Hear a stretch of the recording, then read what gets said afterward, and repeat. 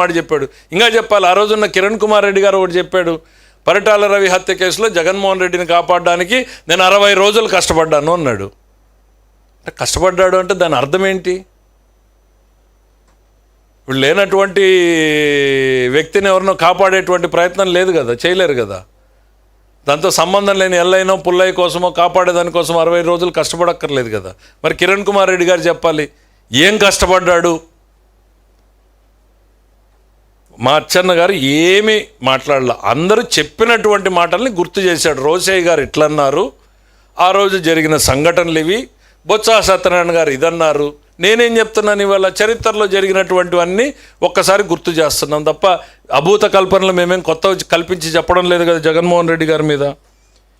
ఇవి ఏవన్నా కూడా అల్టిమేట్లీ లబ్ధిదారుడు ఆయనే.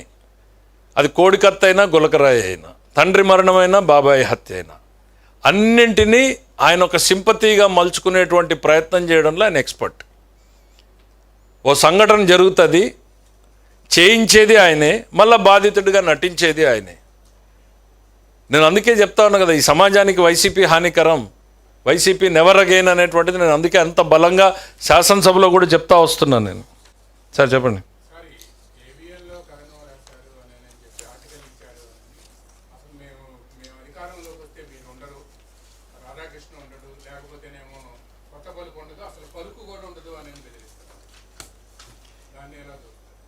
వీళ్ళకి ఏబిఎన్ గురించి సిబిఎన్ గురించి ఇంకా సరిగ్గా తెలియదని అనిపిస్తుంది నాకు.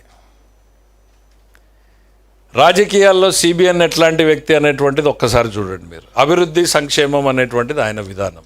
40 ఏళ్ళు ఈ రాష్ట్రంలో రాజకీయం చేశాడు. నువ్వు మోసాలు, కుట్రలు, కుతంత్రాలు నీ రాజకీయం. ఏబిఎన్ ఈరోజు కొత్తగా నువ్వు బెదిరించేది ఏందయ్యా? మీ నాన్న మొదలు పెట్టాడు కదా, మీ నాన్న వల్లే కాలేదు కదా రాధాకృష్ణన్ బెదిరించడము. నీ రాజకీయ గురువు కేసీఆర్ ఇంతకన్నా 4 ఇంతలు చేశాడు కదా, నువ్వు చేసావు కదా, మళ్ళా కొత్తగా ఇంకా నువ్వేం చేస్తావు? అరే నీకు డెమోక్రసీ మీద ఏమాత్రం నమ్మకం ఉంది అనేటువంటిది ఆయన డైరెక్ట్గా నా ఛానల్ దమ్మున్న ఛానల్ అని చెప్పుకుంటాడు, ప్రజల కోసం మాట్లాడతాను అని చెప్తాడు. ఆయన అందరినీ రాస్తాడు. ఎవరిని వదిలాడు రాధాకృష్ణ గారు? చంద్రబాబు నాయుడు గారి మీద రాయలేదా? ఈ ప్రభుత్వం, ఈ గవర్నమెంట్ వచ్చిన తర్వాత మా మీద రాయలేదా? That is his duty. ఆయన క్షేత్రస్థాయిలో నుంచి మీలాగా కలం పట్టుకున్న స్థాయి నుంచి ప్రజల కోసం నిలబడినటువంటి వ్యక్తి. ఆయన నమ్మిన సిద్ధాంతాన్ని గట్టిగా చెప్పాలి, చెప్పడమే నా ధర్మం అనేటువంటి నమ్మిన వ్యక్తి. ఏబిఎన్ని బెదిరించాలనుకుంటే అది పిచ్చితనం అవుతుంది. ఎందుకనంటే మీ తండ్రి వల్ల కాలేదు, మీ రాజకీయ గురువు వల్ల కాలేదు, నీ వల్ల కాలేదు. నువ్వేదో ఇవాళ చేస్తావు అని అనుకుంటే అది భ్రమ అవుతుంది. ఇట్లాంటి ఆలోచనలు మానుకోమని చెప్తా ఉన్నా. ఎందుకు అనంటే ఎన్ని ప్రయత్నాలు చేయాలో అన్నీ చేశారు మీరు. కేసులు పెట్టారు, డబ్బులు ఇవ్వకుండా ఆపారు, ఇక ఛానల్ ఎక్కడ టెలికాస్ట్ కాకుండా చూశారు, అన్నీ కూడా చేశారు. మీకు అధికారం పోయిన అహంకారం మాత్రం తగ్గలేదు. అధికారంలో ఉన్న మేమేమో ప్రజల కూలీలన్నీ చెప్పుకుంటాం, మీరు మాత్రం ఇంకా పాలకులు, పెత్తందారుల మనస్తత్వం. అడుగడుగునా కూడా మీ పెత్తందారుల వ్యవస్థ, బయటకు వెళ్తే రప్పా నరుకుతామనేటువంటి వ్యవస్థ, ప్రజల్ని హింసిస్తాము, బెదిరిస్తాము అనేటువంటిది ప్రత్యక్షంగా ఇప్పుడే చెప్తున్నారంటే మీరు శాసనసభలో లేకుండా పోయారు, రేపు ప్రజల్లో కూడా లేకుండా పోతారు, గ్యారంటీగా చెప్పగలుగుతున్నాం మేము.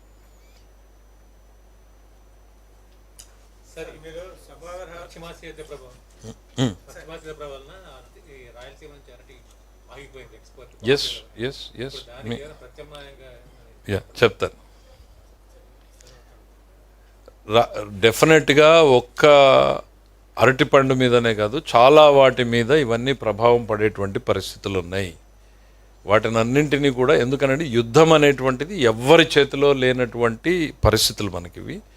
సో వాటిని గమనిస్తున్నాం, ఎట్లా ఏ స్టేజ్లో ఏం జరుగుతుంది. ఎందుకనంటే డే టు డే వాచ్ చేయాల్సినటువంటి పరిస్థితి ఇది. మన రాష్ట్రము, మన దేశం చేతుల్లో కూడా లేదు. అప్రాపరేట్గా ఏ రకమైన చర్యలు తీసుకోవాలో వాటన్నింటిని కూడా తీసుకుంటామనేటువంటి చెప్పండి.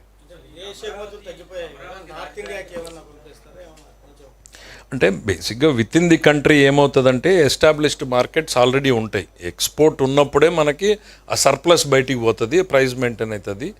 బట్ ఏది ఏమైనా రైతుల్ని కాపాడాల్సినటువంటి బాధ్యత మన మీద ఉంది, వాటిని కాపాడుతూనే ఉంటాం. మీరు అమరావతి రాజధానిగా పరిసరాలు 2 లక్షల కోట్లు పెట్టినా 3 లక్షల కోట్లు పెట్టినా మరో నయా రాజ్పూర్ అయితే తప్పించి అదే మావిగన్ అయితే రేపటి నుంచే రాజధాని సిద్ధంగా ఉంటుందని సజ్జల గారు వచ్చారు. ఇప్పుడు ఆయన మావిగన్ అంటాడు, ఇంకొక ఆయన పెంటగన్ అంటాడు. అసలు ప్రజల మీద ప్రేమ ఉంచండి. 24 గంటల విషయం చెమ్మడమే, 24 గంటలు. అరే పొద్దున్న లేచిన దగ్గర నుంచి రాత్రి వరకు 74 ఏళ్ళు 75 ఏళ్ల వయసులో చంద్రబాబు నాయుడు పనిచేస్తుంటే ఇట్ట కాదు ఇది చెయ్యి అని చెప్పేటువంటి ఒక పాజిటివ్ సలహా మీ నోటి నుంచి రాదు. ఎవడన్నా వస్తాను అంటే టెండర్ లేకుండా బెదిరిస్తాం మేము, హాస్పిటల్ ఎవడు తీసుకుంటాడు అనేటువంటిది. ఖచ్చితంగా అద్భుతమైన సంస్థలు వస్తాయి రాష్ట్రానికి. నువ్వు ఎంత బెదిరించినా కూడా 1000 కోట్ల పెట్టుబడులే వస్తున్నాయి. చరిత్రహీనుడు అయ్యేటువంటి పరిస్థితులు తొందరలో ఉన్నాయి. ప్రజల కోసం రాజధాని కట్టుకుంటూ ఉంటే చివరిలో ఒక విషం చుక్క. రాధాకృష్ణ గారి గురించి అంటే నాకు ఇందాక ఒకటి గుర్తుకొచ్చింది. ఆయన ఇప్పుడే కాదు ఎప్పుడు కూడా రాస్తూనే ఉంటాడు. మేము అధికారంలో ఉన్నప్పుడు చుక్కల్లో చంద్రుడా నేలకు దిగాయా అని రాశాడు. మరి ఆ రోజు ముఖ్యమంత్రి చంద్రబాబు గారు బాధపడలేదే? నేను చెప్పా కదా, మా శాఖ గురించి కూడా రాస్తాడు. అందులో నిజం ఉందా లేదా, ప్రపంచంలో జరిగేవన్నీ మాకు తెలియాలని లేదు కదా. మీడియా పలు రకాలుగా ఇన్ఫర్మేషన్ వస్తూ ఉంటుంది, రాస్తే కరెక్ట్ ఉంటే కరెక్ట్ అని సరిదిద్దుకోవాలి, లేదు అని అంటే రిజైండర్ ఇచ్చుకోవాలి. అది ఇడిచిపెట్టి చంపుతాం నరుకుతాం రప్ప అని అంటే మిమ్మల్ని ప్రజలు రప్ప అనేటువంటి రోజులు తొందరలో వస్తాయి మీకు.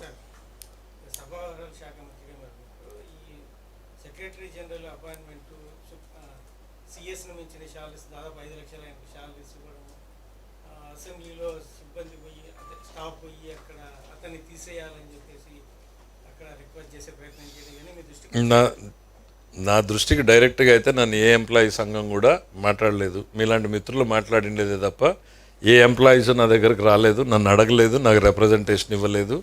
What ever has been done as per the established practices ప్రకారమే జరిగాయి. గతంలోనూ ఉన్నాయి, ఇవాళ కొత్త కాదు ఇవన్నీ కూడా. డెమోక్రసీలో ఇప్పుడు ఇవాళ శాలరీలు అనేటువంటి దానికన్నా కూడా ఇంపార్టెంట్ హయ్యెస్ట్ లెజిస్లేటివ్ బాడీలో హయ్యెస్ట్ నాలెడ్జ్ ఉన్నవాళ్ళు ఇంపార్టెంట్ అనేటువంటిది మనకి నెసెసిటీ. మిగిలిన వాళ్ళల్లో ఎక్స్పీరియన్స్ వేరు. లెజిస్లేటివ్ ప్రాక్టీస్లో ఆయన కూడా పార్లమెంట్ దగ్గర నుంచి సుప్రీంకోర్టు బ్యాక్గ్రౌండ్ కొంత ఉన్నటువంటి వచ్చినటువంటి వ్యక్తి కాబట్టి ఓకే, ఎంప్లాయీస్ ఏమైనా వస్తే చూద్దాం. Will redress, we are here to redress all the issues. Thank you.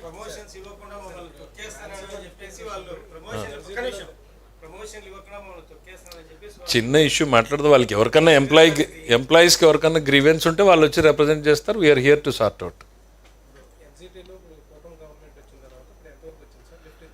No, దాని మీద ఆల్రెడీ వాళ్ళు ఏదో షోకాజ్ నోటీస్ ఇచ్చారు, దానికి రిప్లై ఫైల్ చేశారు. కనీసం జగన్మోహన్ రెడ్డి గారి గవర్నమెంట్లో రిప్లై కూడా ఫైల్ చేయాలి. అది మంచి పని చెప్పారు మీరు గుర్తు చేసి. రిప్లై కనీసం వాళ్ళు ఇచ్చినటువంటి దానికి రిప్లై కూడా ఫైల్ చేయలేదు. ఈరోజు ఎక్కడున్న కద్దరు చొక్కలు తగిలించుకుని వచ్చి ప్రజల మీద ప్రేమను కనపరుస్తున్నారు. అట్లీస్ట్ రిప్లై అయినా ఏదో ఫైల్ చేసినట్టున్నారు. రాయలసీమ లిఫ్ట్ ఇరిగేషన్ కన్నా ముందు ఇవాళ ముచ్చుమర్రి అక్కడ పనిచేస్తూ ఉంది. సేమ్ డెప్త్, సేమ్ వాటర్ని, ఇంకా దానికన్నా 2 అడుగులు కిందకుంది ఇది. ముచ్చుమర్రి నుంచి చంద్రబాబు నాయుడు గారు ఎటువంటి వివాదాలు లేకుండా నీళ్లు తీసుకొస్తున్నారు. నువ్వు రాయలసీమ లిఫ్ట్ ఇరిగేషను ఇంకో పేరు ఎందుకు? ఇప్పుడు వివాదాలకి మీరిద్దరు మాట్లాడుకుని చేసుకున్నట్టుంది కేసీఆర్ అవి ఇద్దరు రాజకీయ లబ్ధి పొందేదానికోసం. Thank you.